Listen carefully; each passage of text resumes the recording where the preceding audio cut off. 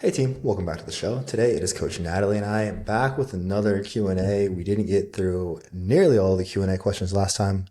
I don't know if we're going to get through them this time either, so we'll see where we're at, but it is always great to be back. If you don't know Natalie, again, the founder of www.tinylast.com. All right, I'm going to put that joke to bed after this is overplayed. I'm going to let it go now. Please. Um, Natalie, anything to fill us in on from the week before we get into it? Um, Not really. Just holding steady at build slash maintenance ish.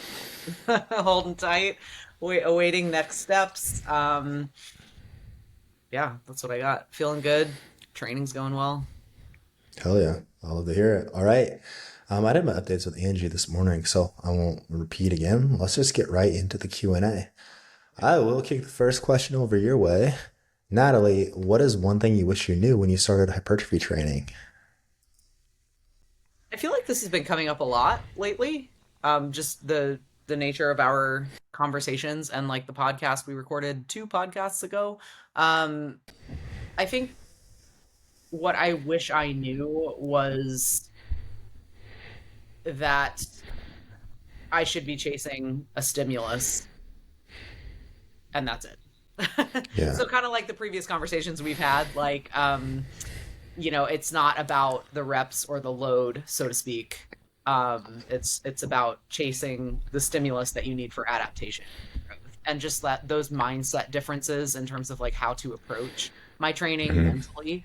I think, but those are also things I don't know. No one could have told me those things.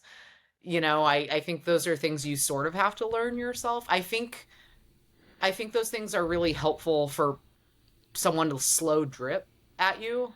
I don't think you Yeah. can blast someone with all that information, be like, right, so you're a pro now, go. You got to use the Chemex. Yeah, exactly. Exactly. Um, so yeah. How about you? I like that. Um, I feel like around that time there were a lot of people saying like just getting more jacked and leaner won't make you happy. And I wish I would have known that it actually would. I was gonna say, And it would indeed fix all my problems. I would say past that, the concept of the target tissue being the limiting factor, the thing that we want to fail in the set optimally for hypertrophy, I wish that's something that I would have understood. I feel like if you just understand that, like, hey, at the end of the set, what is the thing that causes me to stop the set? Is it the muscle tissue that I'm trying to grow? If not, and there are instances where we might want it to be something else, right? Like even like we talked a lot about the prescript stuff. Like I think like such a cool concept is like the muscle function versus muscle action, right? Where like your glute med, one of its biggest functions is stabilizing the hip. Now, me training that muscle's action, which would be more like abduction, like kicking like kind of out to the side and back. Like if I wanted to hypertrophy my glute med, it would be like a glute med kickback. But me training that like glute med kickback wouldn't have nearly as much carryover to getting better at stabilizing my hip versus like me doing a dumbbell split squat where I actually had to challenge my glute med to like work it to help like make it stabilize the hip. Now, that might be less optimal for hypertrophy than like a Smith machine split squat or like a single leg press, but it is going to like if that's like my hip stability is the bottleneck and like my hip pains preventing me from being able to do XYZ. That's a whole different rabbit hole I'm going down for my original question, but basically, uh, the target tissue needs to be the limiting factor in order to most productively build that tissue. I feel like I did so much like when I first got into it, I honestly trained pretty well for a long time. Like, but it was a lot of like basic barbell movements. Like I never used a leg press until like or a hack squat until like 2019, which is crazy to me because I started lifting in like 2018. I just did like a ton of bar. I guess me and Wyatt did use the leg press sometimes. Actually, now I think we would do 15 sets of five. That was like part of our leg day. We do 15. We would do 5 sets of back squats, 15 sets of five leg press. Um, but then like I feel like once I like started, I like hurt my back doing a rack pull sumo deadlift superset for some reason, and then I hurt my shoulder, and then I like went down this weird path where I like didn't. I was just like I don't know, like I would do like walking lunges, like 30 minutes of walking lunges, and like thought that would build my 30 legs. Yeah, it was like my cardio. There was a dude I was big into. It was I would legitimately do like 20, 30 minutes of walking lunges. It's body weight though. Um, Oh, it's not it too bad is for you then. yeah, no, because I'm tiny. But anyways, I'm kind of just belaboring the point. Anything else before we move on? No. Okay, what do you got for me? Right. Does Jeremiah plan to compete someday? I'm gonna let you go first You before want I to answer this answer one? this. This is probably an appropriate one for me to answer. Yes. Yeah, I do. I think it would be very cool to do. I was considering it this year. I don't think I'm big enough this year. I talked about like being on TRT, so I can't compete naturally. The couple things that did it for me, the thing that did it for me actually was meeting with my posing coach a couple weeks ago. I met with him and we were talking about how much we weighed. And I was like, dude, you're pretty jacked. He's like, yeah, put on some more muscle. I might like be pretty competitive here. And I was like, how much do you weigh? He's like 220.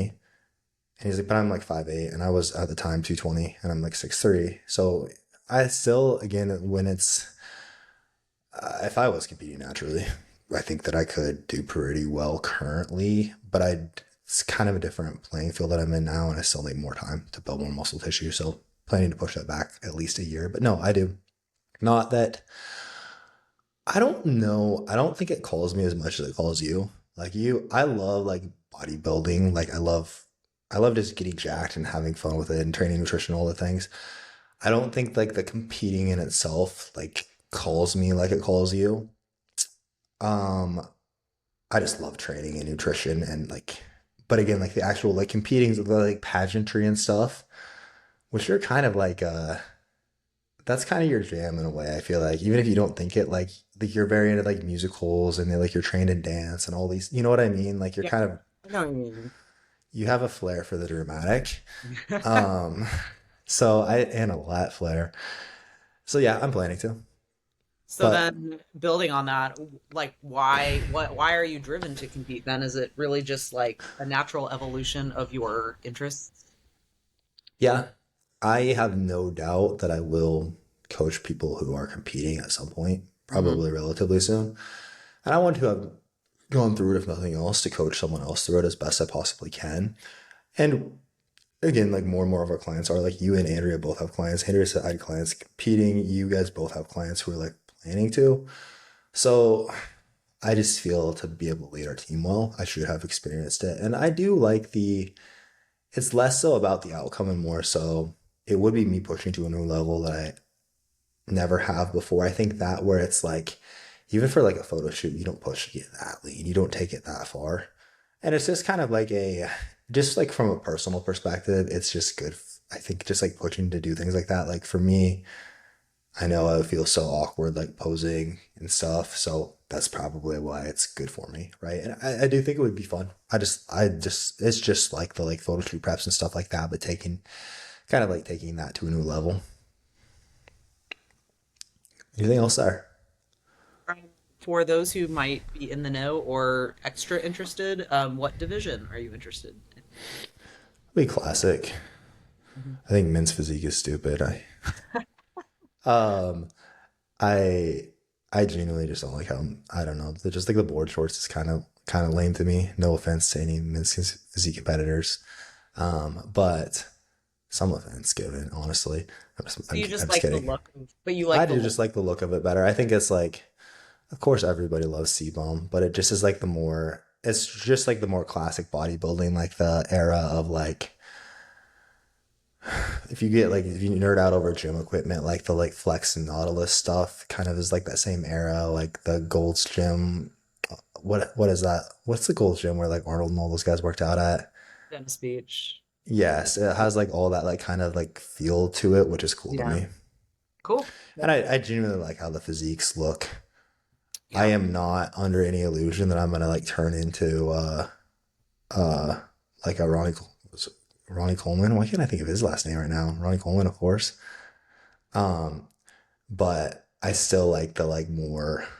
I think with my frame too, like I have a very slight frame, and I feel like that's more realistic for me than the, like just getting fucking huge. You know what I mean? I think those like really, really big divisions, like you'd have to target something very far in the future. Not you, but like most people. Yeah. who are chasing like But a also me. really big, yeah, but also you. Yeah. But you know what I mean? It's like that would be, for the interest that you kind of like outlined, like your why and like why you're interested in this and everything, like that would just be such a far off goal. Like it would, yeah, wouldn't make sense. Cool. Absolutely. All right. What made you switch from CrossFit to bodybuilding? Um, I started, I mean, it's kind of, we did a whole podcast episode on this like many moons ago. I feel like 2 years ago or something. But long story short, part of it was I was already coaching a lot of clients. Like I was on a different coaching team and I was coaching clients in hypertrophy. So I was like, I need to spend more time in this arena. Um, I mean, you learn best by doing, right? And I knew, like, of course, I knew like the basics, and I knew like good movement and like coaching people, and biomechanics and like anatomy and people's bodies, like things like that. But it's that insatiable need to know more. So I was like, I just gotta like I gotta get deeper into this. And then of course the deeper I got into it, the more I was like, okay, this is kind of what I want to do. And then the other side of that was also I honestly had, and this is not to like badmouth CrossFit or anything like that, but I had just racked up so many injuries like over the years, and like they were just getting more costly from both a monetary but also time perspective Yeah. to manage, and like it's like I'm gonna spend 6 to 8 months rehabbing my shoulder so that I could maybe do this like very specialized thing again, like handstand push-ups, and like all those cool party tricks. Like it was just really fun, but it just those reasons. And then of course the deeper that like I had been managing my nutrition well for years, so that part was kind of there. So then once I like got deeper and deeper into hypertrophy, that's when I saw true like physique change, which was so cool because years ago, like 10 plus 15 years ago, one of the reasons I started CrossFit was to change my body. I didn't like the way I looked. I wanted to lose weight. I wanted like all of those things that you hear a lot of people talk about. And through CrossFit, I really developed a love for weightlifting and movement and just like and the community. And I was like, wow, this stuff is really fun, and I sort of, because my body didn't change the way I thought it would, I sort of like just took that off the table and was like, oh well, like I'm gonna have fun doing this because I'm like pretty good at it. I'm pretty strong. And I just kind of like didn't think the change that I saw it was possible. And then really once I saw that it was possible, I was like, why would I not do this more or better? So it sounds like a big part of the initial appeal of CrossFit was changing your body. 100%. Okay, that's really interesting because it's the community and like the culture. I don't know what it's like now, um, but I feel like that's a big reason why people say they love that side of it. But But yeah, a lot of people, you see like CrossFit Games athletes, and they have these like right. really jacked athletic physiques. And I think a Hmm. lot of people make that mistake with CrossFit. Again, like this is not a knock on CrossFit. If you enjoy it and it works for you, like awesome. Like there are some very, very good gyms out there and very good coaches. But, I do think a lot of people like have a misunderstanding about the sport versus Oh the yeah, methodology, like what you're yeah, going to get from a class setting. And the thing we also miss is like a lot of those games athletes, at least when I was like up and coming in CrossFit and stuff, a lot of those games athletes had athletic or sport backgrounds. So like they were like Olympic rowers. right. So these people had already amassed like tons of muscle. And then Yeah, they're not training like in a 60-minute CrossFit class a day. They are like training the sport of CrossFit, which is very different. And then of course you bring nutrition into that too. But my point is I think a lot of people are drawn to that aesthetic of like the really fit, jacked, athletic girls wearing like booty shorts, and it's like, yeah, that looks sick. Like I want to do that.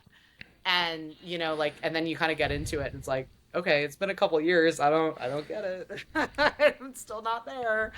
um and then of course like very competitive. So like that spoke to me. And I'm like, I was kind of naturally strong as well in like gymnastics background with which goes very well with CrossFit. So I was kind of like pretty good at some stuff. And then because I'm a competitive person, like that sort of took over. And so then it became like Yeah. all different things. But then, lo and behold, we found out that there are ways you can be competitive with hypertrophy, and it's called bodybuilding. If So anyone's gonna find it, it will be you. that's right. If there's a way to be competitive, I will find it. I respect it. That is a strength of yours for sure. No, I think that's a really good point though too. Like with people coming from athletic backgrounds, like, hey, if this dude was like a college football Yeah, running back or tight end, for example, like think about the amount of tissue he amassed just genetically where he's at before he even started the sport. I think it is easy to look at like what someone is doing now. Or like look at like Dom Kuza, our mentor, where he's like a big high rocks guy now. So if you were to look at it right now, you could be like, Dom does high rocks, he's jacked. Should I do high rocks too? right. But also, it's like Dom was a very serious bodybuilder for years and years before this. That's where he built his tissue, not necessarily. Now, some people do respond relatively well to CrossFit, but also for a lot of people, again, like through our training, the best way to change your physique is building muscle. And similar to like my response on the limiting factor needing to be the target tissue, that's what we're missing a lot of times in like a CrossFit class or in a WOD where it's like hey, my lower back is fatiguing, or it's just my cardio system, or I just stopped because I hit my time limit or the number of reps I needed to do. Not, and I'm just trying to move this way to basically a lot of it is like very counter to everything we discussed in that like 8 mindset mistakes you're making or whatever we titled it with hypertrophy a couple weeks ago. Yeah. And yeah. I did have another thought and I kind of lost it just there, You can come but back oh, to I it. was gonna say like I actually that's something I kind of have gotten a lot because I post a lot about like my own training and transformation, all that stuff. Like I like to document it. I like to show what's possible. I like to document it for myself. Yeah. Hopefully it helps or inspires someone out there. And also like show my clients like me living the life, and walking the talk as they say. But I think I have gotten a lot of people that are like, "Oh, like you accomplished that in like 2 years, or 3 years or something." It's like, actually, no. Like I was lifting heavy for a really long time. Right. Like I had my body went through many like morphologies, many changes just with whatever was going on hormonally and like with my nutrition and how dialed in I was in those early days and things like that. But like I amassed like a decent amount of tissue. Like it's not exactly like when I started hypertrophy training, I was starting from zero. Yeah, I mean, like, it's crazy to think that we were like really kind of just getting into hypertrophy training when we started working together. Hmm. And I remember I was like, you're pretty jacked, dude. You're a lot more jacked than I thought you were. Like, you already had a lot of muscle then. Yeah. So you're also a lot leaner now consistently. Yeah. Even like you were already pretty lean then. I think I told you that too. But that also really helps. But you have still built a lot more muscle because you've gone very much all in Yeah. on building muscle. Which is cool. Like it's I don't know. It's cool It's, what the body it's can do. We say that literally all all that matters. truly. That's why I'm so much But happier. you do seem happier, honestly. Less stressed than when I first met you. What else do you got for me? All right. Ideal number of hard sets per muscle group per week for hypertrophy. And this is from our girl, Jen B. Yeah, so research seems to show like 6 to 9 sets per week. I think in the 6 to 9 rep range is going to be it. I don't think that 6 to 9 sets per week would be a terrible recommendation, actually. But it is going to vary on it's going to vary on a lot of different factors. There's going to be, to a degree, a genetic component to it. Um, and it is something that's very hard to actually give an answer to because I see it vary a lot between clients. I think that in general, when we're starting out, something I'll say 6 to 10 sets, but I do think like generally my programming would probably be okay for this person's priority muscle groups. I probably am going to give closer to like 6 to 10 sets per week. And then if there's things that are like, hey, this isn't a priority at all, like have a client who actively doesn't want to grow like her delts anymore, we might just like train our delts indirectly through like a couple of presses, pulling movements for our rear delts, etc. There is going to be a large amount of variability there.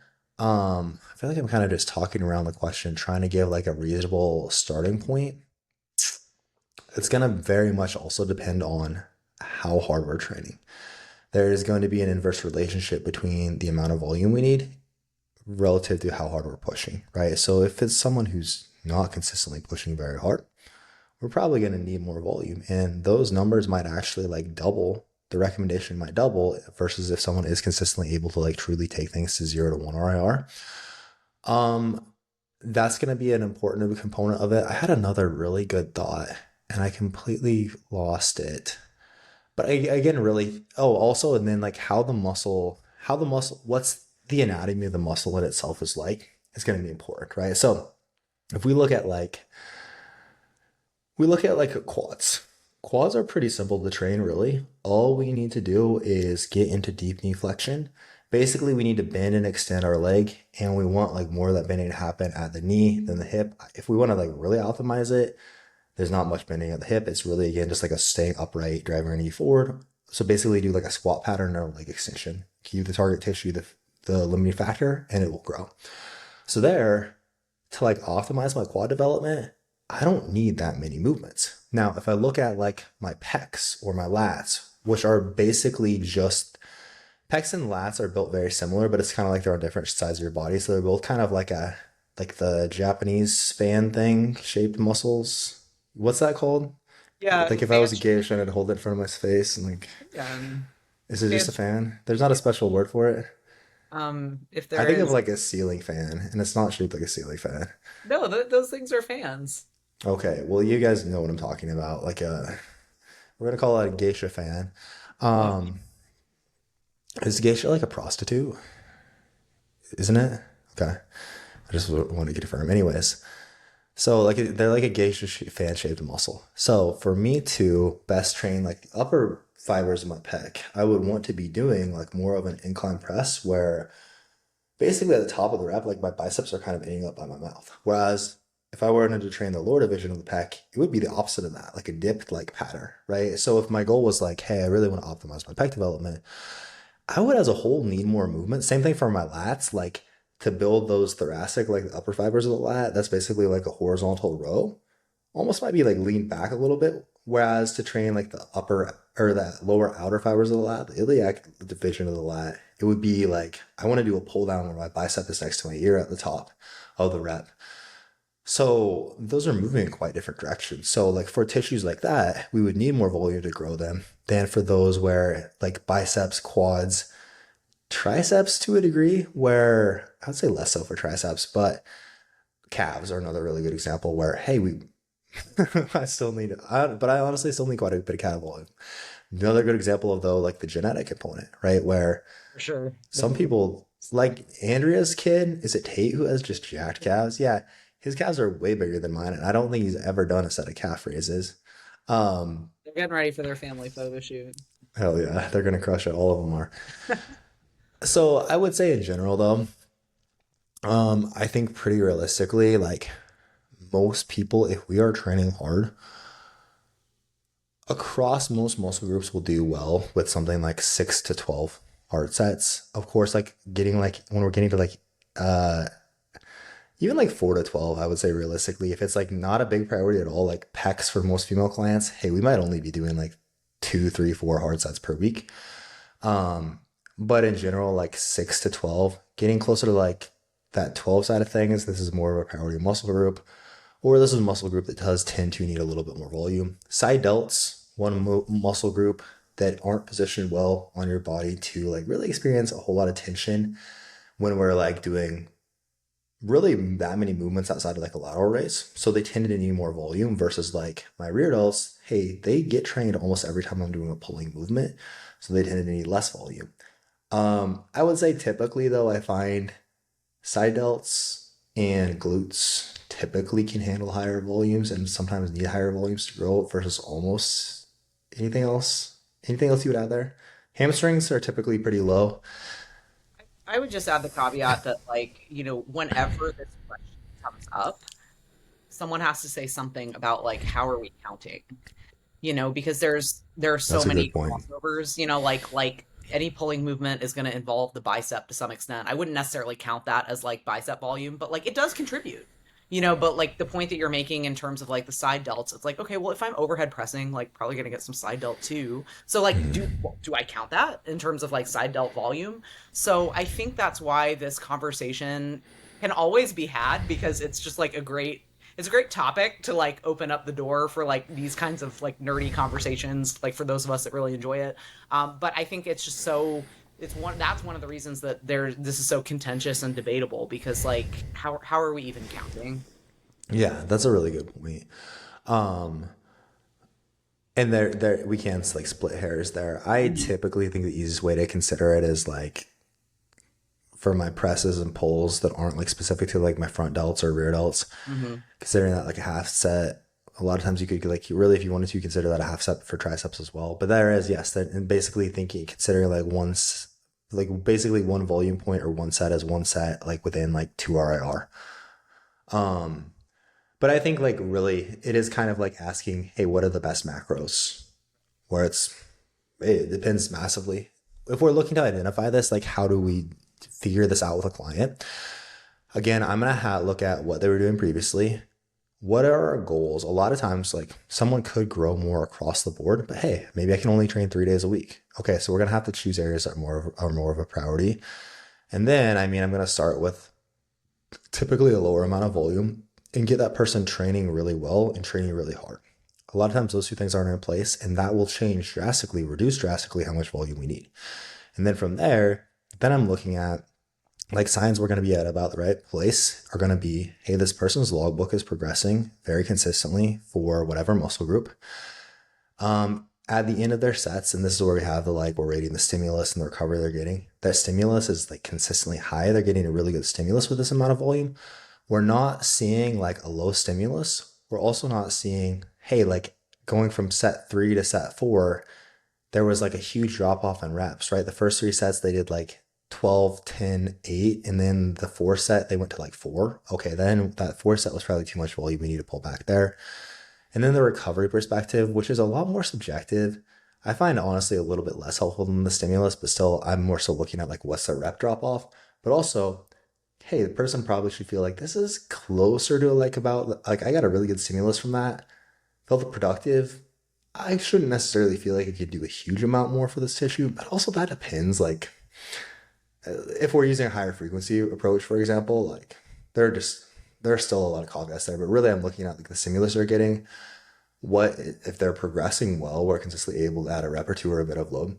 We're not seeing that again, we're getting a really good stimulus. We're also not getting to the point where we're seeing like a huge drop off from like set 3 to set 4, set 2 to 3, or whatever it may be. Typically, we're at a pretty good amount of volume. And then there's other factors like they can recover and we can consistently push for like 8 to 12 weeks within a mesocycle. But anything I else mean, you would add there? add like we're also looking at recovery in the larger sense. Like is this person just like sore all week from that one posterior day? It's like, okay, maybe we need to like spread this volume out better throughout the week, or perhaps the volume's too high. But it's a lot of times when we're starting a client, we're looking at what it was they were doing, and we're starting them at just like a baseline, and then Mm-hmm. gauging a response and adjusting from there. Last thing I would say, from a volume perspective, the research does seem to indicate there will still be some variability. But once we get past around like 8-ish hard sets per muscle group within a training session, we're probably like the rest of the volume past that point, we kind of probably maxed out our growth stimulus for that tissue, and the rest of our volume past that point could be more likely to be junk volume. So then when we're looking at like allocating volume, like per session, another important consideration. Anyways, let's move on from the volume chat. Um, Fiber, best sources. How do you get enough of it, Natalie? All right. Well, your best bet are going to be like fruits and veggies, plants, and then things like whole grains, beans, legumes. Um, I like to say, I like to say, like, if you're eating about 2,000 calories and your fiber is like below 20, that tells me a lot about your food selection. I can tell that we're probably not leaning on like mostly whole unprocessed foods. So, everyone loves to throw out that like 80%, oh, your diet should be 80% mostly whole and natural foods. And like everyone's kind of like, right, but what does that look like? um, but my point is a great starting point for fiber in general is to consume mostly whole unprocessed foods because that means you are consuming fruits and veggies. Fruits in particular are a great source of fiber. I particularly like unpeeled kiwi, so kiwi with the skin on. Blackberries, Hell yeah. raspberries are a fantastic source. All berries, of course, but like those are kind of my power players are like the Same. kiwi with skin, raspberries, blackberries. Chia seeds are a fantastic source of fiber. Nuts and seeds in general, really. Oats, like I think most clients we work with probably have like a bowl of oatmeal in their day, like once per Hmm. day or something. Like that's a great jumping off point. You can add things like flax, but like beans and legumes, which admittedly like I don't consume as much of as I used to back in the day, but those are fantastic. So like black beans, great source of magnesium as well. Lentils, um, but like really those are kind of my go-tos. I mean, I know I got the heavy hitters, but like am I missing? No, I think that was really good. That's very similar to mine. Potatoes are another one I Sure. really like from like a White and satiety sweet. perspective. White and sweet. Really, like any potatoes are very solid there. Yeah, raspberries in themselves have a shit ton of fiber. So like I had like my client Lindsay, we were trying to get our fiber a little bit higher. She's on pretty low calories a few days a week. Cool. We're just like switching this from like mixed fruit to literally just raspberries. Um, Actually, I have a good, oh God, I hate saying hack, but like I have a good tip or trick. And that is like if, especially when we're dieting and like calories are getting lower, this makes it harder to get fiber in. This is why we often see gut motility slow in a dieting phase, is because you're literally A, taking in less food volume. So like from a volume perspective, you just don't have that much sitting in your gut, right? But then B, you have to think like the less food that we're taking in, the less opportunity you have to take in fiber. So a swap I really like to make is like instead of oatmeal, switching that out for like oat bran, which actually has like the same consistency as like cream of rice. So think like ground ooh, oats. It's not the same thing. call it Like your oat oats. bran is like a different part of the oat. But oat bran actually has more fiber than oats. So like from a satiety perspective while you're dieting, but also like if you're really trying to kind of maximize and get your fiber in while you can, I particularly just like really like oat bran and like I think it tastes good. So I have yet to try oat bran. I've heard you talk about it many times. Maybe in the next couple weeks I'll have to work it in. I think like I know I don't see it at every grocery store. It's like I get Bob's Red Mill, so I think we most of us know that brand. And I actually happen to live in a place where there's like a specialty store like within walking distance, kind of like a smaller boutique Whole Foods type store. And like I Oh know, God, I bet you love that. I do. Natalie loves to just wander around grocery stores for so long and it drives me crazy. It is, why? It is because I spent 7 years living in Asia where I did not have these choices and I'm still not over it. Like, I still am so grateful that we have the things available to us that we have. Okay? That's why. When you guys were here for the team meetup and you were like, okay, we're just going to the store, and I was like, okay, I'll meet you at the Airbnb, and then it was like 90 minutes later and still nothing. Y'all weren't there. I was like, I know exactly what is happening right now. I know why they're taking so long. Andrea was doing, though, that was like, I think when you did ask, we were pursuing something that Andrea was after. So I'm Hmm. at least for 20%. All right, let's do one more. Question. Your choice, and then we'll wrap it up there. Okay. How did you end up choosing the coach you work with? I worked with a lot of different coaches, so I guess like, what do you look for in a coach? Um, I really look for one of the most important things I think for me is I want to be working with someone who I feel I can learn from. That's very important. So someone who is constantly furthering their education and who again just I can tell I will take a lot from working with.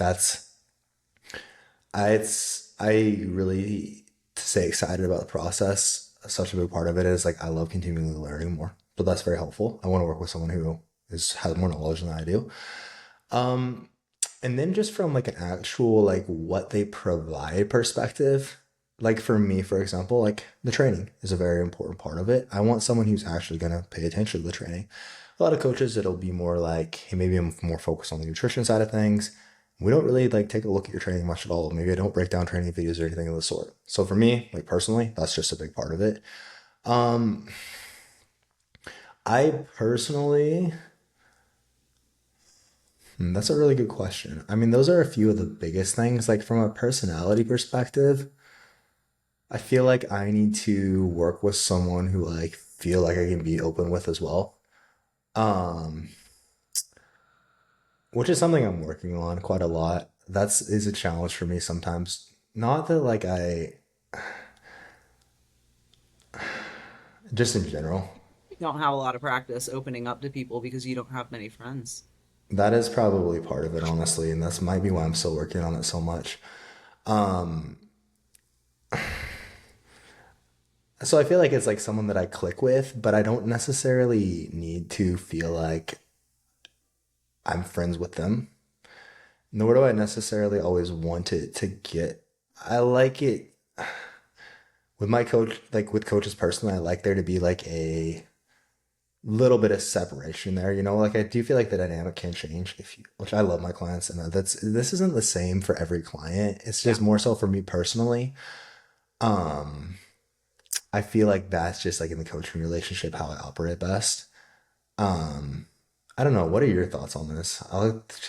I can think of more as we go on. Yeah, I think it's a great questions from our girl Aurora, by the way.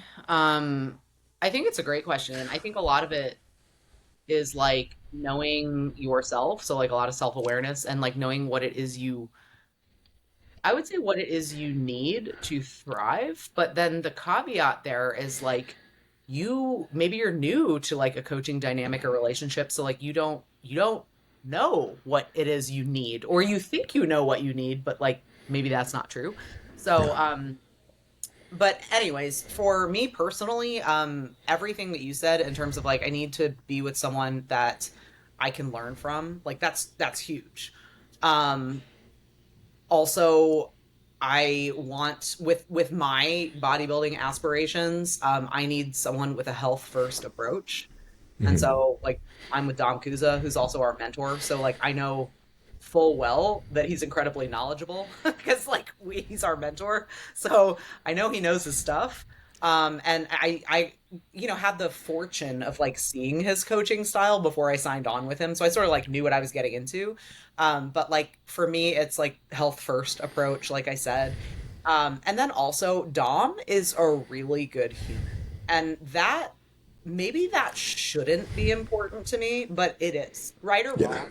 Because like I like, does someone have to be the best? Like, do I have to like the person and like their character and their integrity? I guess not technically, but for me, I do. Because I just need to respect the person. It's like this is the Right. person giving me like health directives. Like I'm putting my health in his hands, and I want to know that he is going to. Good. Okay, so I think we got cut off there, but as I was saying, like integrity is super important to me. And I value Dom's integrity. Like I think he's an actually good person. And I know that he's guided in his decision making by his values. But the cool thing about him is that he's got a lot of like really super competitive and successful bodybuilders. So like Yeah. he's competitive and he has that competitive drive, and it's not just in bodybuilding, it's also like in education and mentorship. It's like he wants to be like the best mentor, he wants to like help everyone the most. So it's like he has that competitive drive, and like I have a competitive drive, so I see and value that in him, and I know that he'll be competitive on my behalf. And it's one of those things where I think everyone also has like a fear, I think, when they get into like bodybuilding and they're going to step on stage. It's like, oh god, like I don't want to get on stage and embarrass myself. And I mean, which I might well do, but I know that I won't So from a physique perspective because Dom wouldn't let me. yeah. So the question has always been like, oh well, like when are you going to step on stage? I'm like, I don't know. It is 100% up to Dom because I trust him. So like he's someone I trust, value, like and respect as a human being as well as a professional. And all those things are important to me. And any coach that I would choose going forward. I think those are really big aspects of it. It's someone you trust, someone you respect. And I think that kind of ties into the like friendship thing. Like it's not that it's wrong. It's just again like the like I respect them like as a leader as well, and like their knowledge and like what they have to bring to the table. I don't know necessarily where I'm trying to go with that past that, but it's like I think that's where it's like the respect as like they're your coach, like they're still your coach, they're still leading you. That's something that has to stay in place Yes. regardless of like how close you become or not. Right. Like it's not that I mean, I can fully express my any concerns to Dom, like should I have them? Like he fosters like an open communication, so like anything on my mind or that's bothering me, I can reach out, of course. But I just like the dynamic is such that he is the coach and I am the Right. athlete. And so whatever he puts in front of me, it's not up for debate. It's just Right. not. Like I hired him to get me the best result possible. If I have questions and concerns, I can express them, but like for the most part, it makes the coaching relationship very like if you start out from a place of trust, like I hired someone who I trust, then it's like, so I do what he tells me to do because I trust him to not, you have to kind of like invest that faith. Otherwise, like it's not going to work. Or like if you're, I'm not saying don't have questions, of course, but like if you're questioning everything or you view the relationship more as a friendship, that's when it's like, oh, well, like let's chat this out and compromise. And it's like, okay, whoa. Yes, we need communication. Like, yes, we need to be on the same page 100%. But this is not like, but there, it should still be a coach athlete relationship. And there is a leadership quality to the coach. And Yeah. I say this as advice to both coaches and athletes. 100%. I think there is like a that is something I have to be intentional about sometimes. We were just talking about it this morning where like I I like all my clients are awesome. Right. I love my clients to death.